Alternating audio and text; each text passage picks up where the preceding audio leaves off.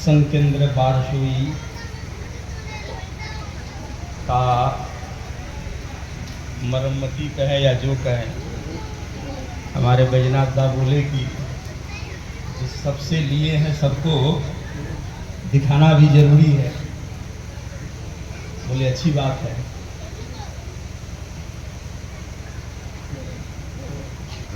अभी हम लोग जहाँ जाते हैं पूरे विश्व में सभी कर्मीगण दादा माँ के मुंह से एक ही बात सुनते हैं, वह है दीक्षा पत्रकार।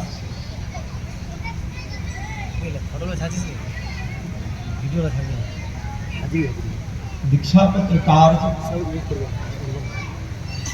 का यही अर्थ है कि प्रत्येक व्यक्ति अपने जीवन के प्रत्येक क्षेत्र में दक्ष होना चाहिए। चाहे जिस तरह का क्षेत्र हो, पिता के रूप का क्षेत्र हो, पत्नी के रूप का, भाई के रूप का, एक राजा का भी, एक प्रजा का भी, एक इस तरह का हमारा जीवन का क्षेत्र रहता हो, सभी में दक्ष होकर के चलना, निपुणता हासिल करके चलना। नहीं तो इस चलने के क्रम में हम कहाँ विभ्रांत हो जाएंगे, कहाँ हम लोगों को ये प्रवृत्तियां घेर लेंगी, दुख में पड़ जाएंगे, विपत्ति में पड़ जाएंगे। इसलिए जीवन को कुशलता पूर्वक चलाने का नाम ही है दीक्षा पत्र। पहले हम चलेंगे, फिर परिवार परिवेश के लोग अब संचालित होंगे, तब जीवन के प्रत्येक क्षेत्र में दीक्षा पत्रकार है क्या। गए ठाकुर जी का बात बोले, यहाँ भी तो बोल रहे हैं, फिर ठाकुर जी के छवि दे दिए, इतना ही तक है क्या।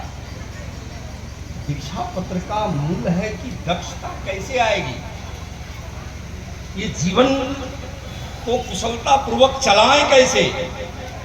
जो आज हम देख रहे हैं, पहले आचार्य देव के नजदीक, वो पुरानी बात छोड़ें, कम लोग जाते थे, कम भीड़ लगती थी, कम क्या कहते थे, अर्जी लगाई जाती थी, नाक दर्द, पेट दर्द, ये हुआ, पत्नी से झगड़ा, पति से झगड़ा, उससे ये हुआ। चले, ये तो जनरल में है, यहाँ तो कर्मी लोग का भी झगड़ा ढेर है। अब तो इस तरह भरमार हो गया।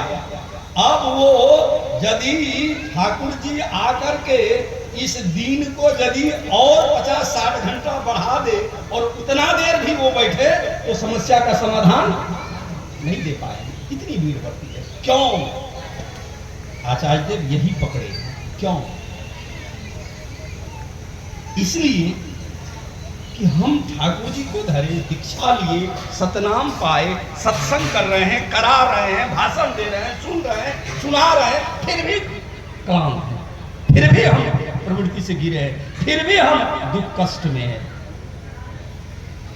इसलिए वो ये एक अस्त्र हम लोगों को दे दिए कि इतनी भीड़ यदि होती रहेगी तो हम लगता है 24 घंटा भी बैठेंगे तो समाधान। इसलिए सभी लोग अपना समाधान खोज लें, वो दक्षता हासिल सब लोग कर लें। इसी उद्देश्य से वह दक्षता हासिल करने का और कोई पथ नहीं है इस सृष्टि में, न कभी था, न कभी है, न कभी रहेगा। वह एक ही पथ है, वह है जजन जाजन ईश्वर। बात नहीं, और कोई रास्ता नहीं है। हम लोग लगता है कि मैं भी 40-50 साल से सुनते आ रहा हूँ, बात सुनाते भी आ रहा हूँ, वही जजन जाजन स्मृति, वही जजन जाजन स्मृति।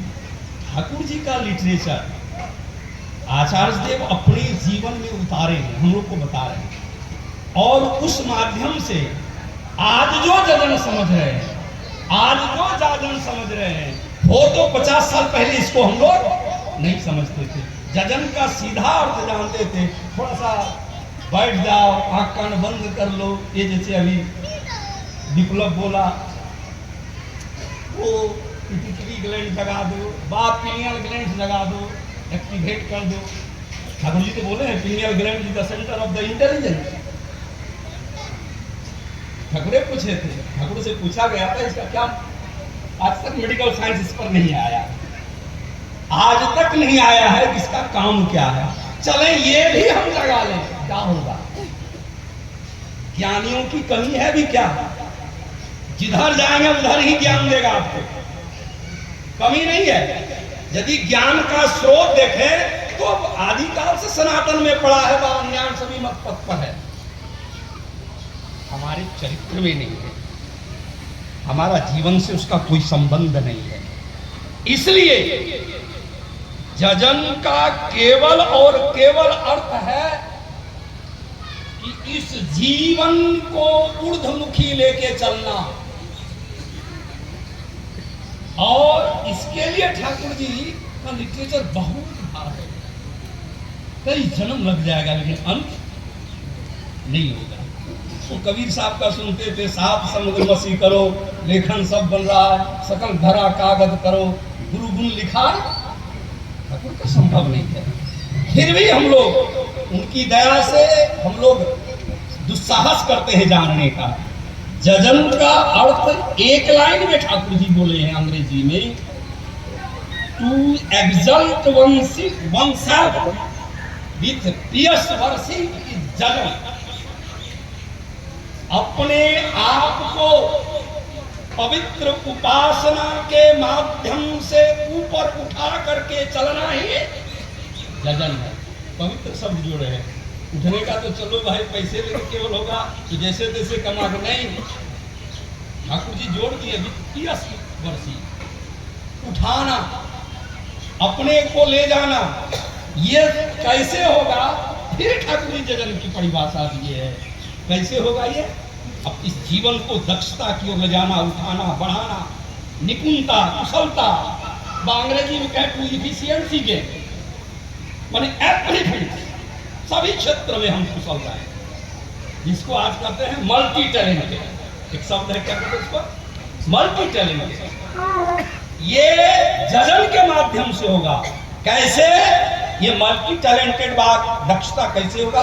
फिर ठाकुर जी दिए हैं, to work out the order of the master the love lord is जजन। अपनी प्रिय परम सदगुरु पुरुषोत्तम के आदेश को अपने चरित्र में चरित्रगत करना ही जजन है। इसलिए ठाकुर जी लिखे, गुरु के आदेश के समान दूसरा कोई मंत्र। तो ये संभव कैसे होगा? इसके लिए तो बानी लिखा है वहां दीवार में, इस साइड में लिखा होगा हिंदी में, जीवन का उद्देश्य भी लिखा हुआ है। क्या है? पढ़ो शर्मा, क्या लिखा है? पढ़ो जोर से। एकानुरक्ति, तीव्रता और कर्मागति, सत्यानुसार लिखा है। आज दीक्षा पत्र कार्य के माध्यम से अपने आप को पहले, फिर परिवेश, परिवार, हमारे जीवन में एकानुरक्ति रहे। एकानुरक्ति का तात्पर्य है एको वहं द्वितीयो नास्ति, केवल और केवल सच ठाकुर हमारे जीवन में हो तभी संभव होगा। नहीं तो ठाकुर जी एक लाइन में लिख दिए, बहुनिष्ठिक के हृदय में प्रेम भक्ति का स्थान नहीं। ये है क्या? ये विचार करने का चीज है। आज परम कृपा से आचार्य देव स्वयं करके बताते हैं कि जीवन में एकानुरक्ति चाहिए। हम लोग तो पता नहीं 365 दिन में 365 में लगे रहते हैं, अब किसी का नहीं, किसी की बात पर नहीं चलते हैं, चाहे जिस देवी देवता करे। इसके लिए दक्षता के लिए एकदम और कोई दूसरा रास्ता नहीं। उसके बाद एकानुरक्ति है, लेकिन उस एकानुरक्ति को बरकरार रखने के लिए गुरु के आदेश को चरित्रगत करने के लिए जीवन में तीव्रता चाहिए, वह एक संवेग चाहिए। यदि नहीं है तो संभव नहीं है। और अंतिम में है वह है क्रमागति, कंटिन्यूटी।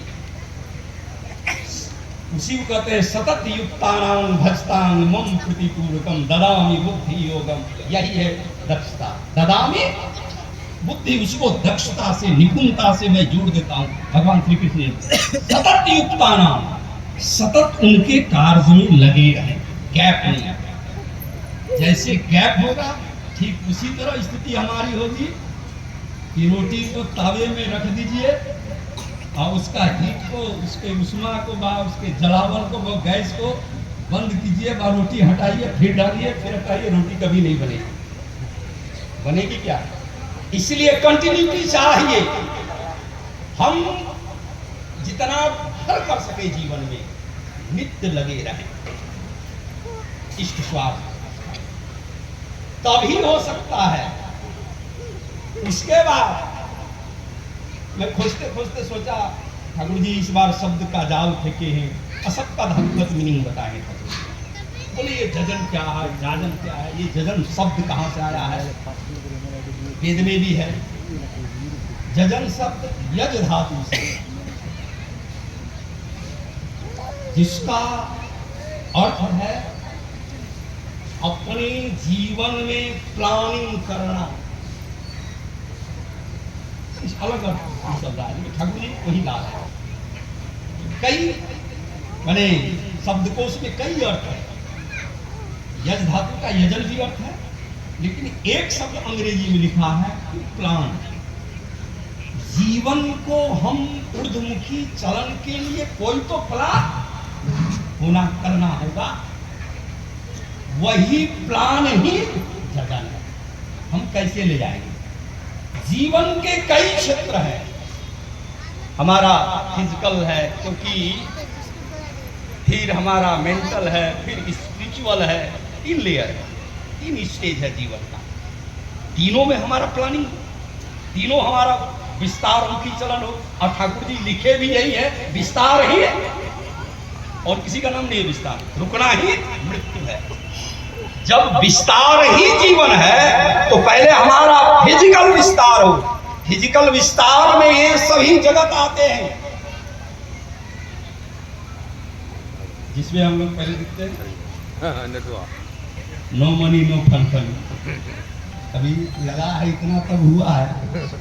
अब इंदा जब हम लोग को क्लास लिए बोले 5 रोज धुन के कमाओगे, 2 रोज ठाकुर जी के काम में। ताकि डीपीओ वर्क में निकलेंगे तो गाड़ी चाहिए, पेट्रोल चाहिए, क्या सोचेगा? भूखे भजन न होई गोपाला। तो हमारा चतुर्दिक फिजिकल डिवीजन का प्रोग्रेस, तभी हम इस स्वार्थ प्रतिष्ठा में नहीं। हम जहां जाएंगे तो हमको देखेगा आपने क्या, आप क्या पाया। ठाकुर जी बोले हैं अनार जब पक जाता है तो, जब फूल में खुशबू आती है केवल हवा की जरूरत है, खुशबू अपने जाएगी। खुशबू को ढोने की जरूरत पहले हम, यह है व्यक्तिगत। इसलिए हमारा फिजिकल डिवीजन ठीक रहेगा, तभी हमारा मेंटल डिवीजन भी। नहीं तो यहाँ आए अभी हमारा विप्लव भाई बोला ये क्या बोलते हैं, हम लोग आगे का बच्चा बहुत अच्छी बात बोल गया, कम खर्च करोगे दुकानदारी बंद कैसे चली। तो अब दादा लोगों का भी सामर्थ्य चाहिए। हम कहीं जाएं तो उस पर आश्रित हम नहीं रहे। अभी तो देगा तो जाएंगे तब करेंगे, ये तो सट्टा हो गया कथावाचक। आचार्य जब सही दिशा में ले जा रहे हैं। गया जमाना, हम लोग एक जमाने में सुनते थे होल टाइमर बनेगा, हम सोचे होल टाइमर बने घर द्वार परिवार, हम भी उसी में आ गए। अब सोच रहे होल टाइमर का मतलब बेरोजगार नहीं, होल टाइमर का मतलब स्वरोजगार। जैसे कबीर साहब एक हाथ से कपड़ा पहनते थे और एक हाथ से बेचते थे। स्वामी रैदास एक हाथ से जूता बनाते थे, दूसरे हाथ से दीक्षा देते थे। समय आचार्य बदलना चाहते हैं। हम उतना सामर्थ्य हमारा हो दूसरा भी देख के बोले नहीं ठाकुर जी को ये दक्षता आनी चाहिए, ये आचार्य अभी दीक्षा पत्र काट चाहिए। लेकिन हम लोग अभी संस्कृति करें, इस पर्दे को हटाना पड़ेगा, चाहे जैसे हटा। उसके बाद यदि हमारा फिजिकल इसको हम हिंदी में शारीरिक विभाग कहते हैं, ये यदि ठीक रहेगा, उसमें हम हैं, मेरी पत्नी है, मेरे बच्चे हैं, मेरे परिवार है, सब है। नहीं तो यहाँ से जाएंगे, पत्नी बोलेगी तब तो वो इसके तरह हाल हो जाएगा। क्या कहते हैं, तुकाराम के तरह। नहीं, तुकाराम सत्संग करके लौटा, जजमान पैसा नहीं दिया, बोला आज तो भोजन घर में नहीं बनेगा। वो उस जमाने की बात थी। तो रास्ते से जा रहा था तो एक किसान भेट गया, चासी भेट गया, तो एक वो क्या कहते हैं शुगर केन, बंगलाई की बोले हम लोग यहाँ क्या बोलते हैं केतारी। वो बोला कि बाबा आप जा रहे हैं, एक ठो लेते जाइए। तू एक काट के एक दे दिया उसको। तो वो बेचारा चलो आज प्रभु की यही दया हुई। वो समय नहीं है। घर जब गया बोला कुछ लाए हैं, कहा भाग्यवान ऊपर वाले की दया से देखो ये भीख मिला है। वो गुस्से से 2-3 दिन से चूल्हा नहीं जला था, कहा दीजिए, और उठाया और इसी के देह पर मार दिया। ठाकुर ये नहीं चाहे, आचार्य देव ये नहीं चाहे। सभी लोग अपने अपने क्षेत्र में खड़े हो जाए, देख के बोलेगा देखो श्री ठाकुर अनुकूल चंद्र का लोग कभी अभाव अभियोग में नहीं, कभी बुद्धि की भ्रांत नहीं होगा। इसलिए ये सभी हमारा चिंतन ठीक रहेगा, तभी मेंटल हमारा होगा, नहीं तो संभव नहीं है। इस युग में आज भौतिक युग है, थोड़ी सी भी घर में गड़बड़ी हो जाएगी, मेंटल पर असर पड़ेगा और हम विभ्रांत हो जाएंगे। कहीं न कहीं मन में होगा बेकार कहाँ फंस गए, कहीं न कहीं मन में ठाकुर जी के प्रति अविश्वास आएगा, कहीं न कहीं आचार्य देव के प्रति अश्रद्धा आएगी। ये मनुष्य होना ही है, इससे परे कोई नहीं है। इसलिए दीक्षा पत्र आज परम कृपा श्री आचार्य देव पर डीपली कहाँ ले जाना चाह रहे हैं, तभी तो हो सकता है। आज एक गुरु भाई आया, बोला दादा एक हमारा कटिहार जिला में वृद्धाश्रम है। बोला दादा जब भी जाते हैं ना तो हम देते हैं वहाँ।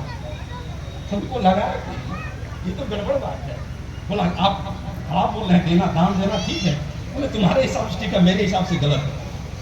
हम उसको कहे अच्छा तुम ये पता लगा करके आओ तो उस वृद्धाश्रम में जितने भी बुजुर्ग हैं उसके वो किस किस परिवार से, कैसे परिवार से बिलोंग करता है। तो पता लगाया कोई मजदूर का बाप माँ, कोई खेत में हल चलाने वाले का बाप माँ, वो किसी न किसी अच्छे परिवार से ताल्लुक रखने वाला बुजुर्ग सब है। जो खुशहाल था उसके बच्चे कुछ न कुछ उपार्जन कर रहे हैं। ऐसे माँ बाप को देख धन्य हो महाप्रभु।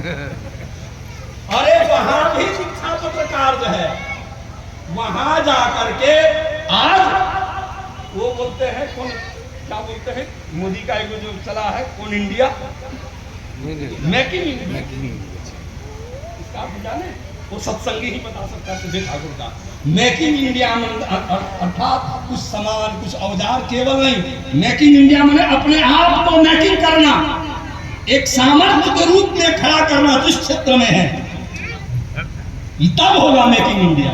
नहीं तो देश जैसे दूसरे के भरोसे में है तो हम लोग भी किसी दूसरे के भरोसे में रहेंगे। बोले वहां नहीं देना है, देना यदि है उस बुजुर्ग के अंदर इतनी दक्षता ले आओ। एक फिल्म देखे होंगे अवतार, राजेश खन्ना का, फोटो तो देखे, एक हाथ कटा हुआ है, वो गाड़ी मेकर है, बाल बच्चा घर से निकाल दिया, उस बुढ़ापे में भी इतनी दक्षता लाया कि फिर एक साम्राज्य खड़ा कर दिया है। आज वही चाहते हैं आचार्य। इसीलिए हमारा उपनिषद कथा है उठो जागो प्राप्त करो परम पुरुष को, अर्थात दक्षता को प्राप्त करो। ये आचार्य को कराने चाहिए। यह जजन जादन और स्मृति के, अब स्मृति पर बोलेंगे समय ज्यादा लगे। अब ये जजन हुआ इतना, इसी को ठाकुर बोले फिर ये दूसरा भी कर सके, इसी को क्या कहते हैं, to exalt others with pious worship, दूसरे लोग भी इस पवित्र उपासना से ऊपर उठे। फिर ठाकुर जी से कैसे होगा, तो बोले to convince other that order, उस परम पुरुष के इस आदेश को दूसरे लोग भी करें, यही जाजल है। अब इस स्मृति में तो समझ जाए। आज हम लोग सभी परम पूज्य से आचार्य समय आ गया है, पूजनीय अविंदा जो बदलना चाहते हैं वो बदलना होगा अपने आप, नहीं तो गड़बड़ा जाएंगे हम लोग सभी। एकदम सब तरह से सामर्थ्य होना ही होगा, नहीं तो और उपाय नहीं। ठीक है, आए हम लोग सभी परम कृपा अविंदा जैसा चाहते हैं, हम लोग अपने आप को तैयार करें और परिवेश में प्लावित हो जाए, आ जाए। तभी वो क्या कहते हैं, सनातन का जो क्या हमारा दिल बोलते हैं, सर्वे भवन्तु सुखिनः सर्वे सन्तु निरामया। नहीं इसमें उलझ जाएंगे तो रोग, मानसिक रोग से ग्रसित हो जाएंगे, शरीर भी हो जाएगा, फिर प्रवृत्तियां आकर के घेर लेगी। इसलिए सतत इस स्वार्थ प्रतिष्ठा के कार्य में लगे रहें। इसलिए ठाकुर जी एक बड़ी चेतावनी दी, वाणी दी अंग्रेजी में, बोले हैं keep your mind always engage to the mission of the love.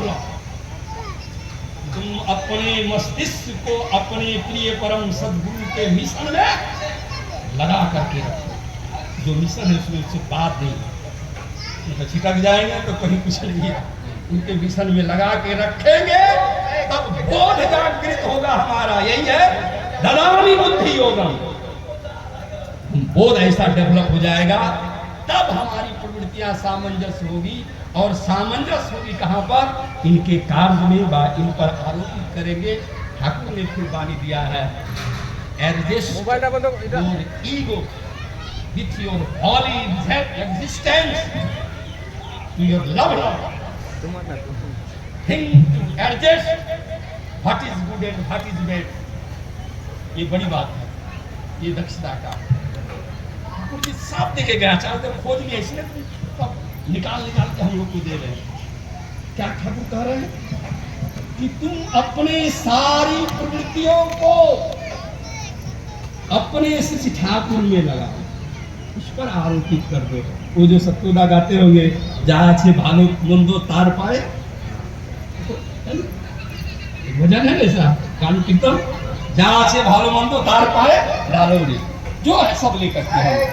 तब ठाकुर बोलते जब ऐसा कर पाओगे, यही है दीक्षा पत्र कार्य, जब ऐसा कर पाओगे, ठाकुर जी कहे कि तुम सोचो और सामंजस्य करो प्रवृत्तियां को, कैसा, what is good and what is bad, क्या अच्छा है क्या बुरा है मेरे जीवन के लिए, तब परिवार फिर परिवेश के लिए, तब जजमेंट करता है।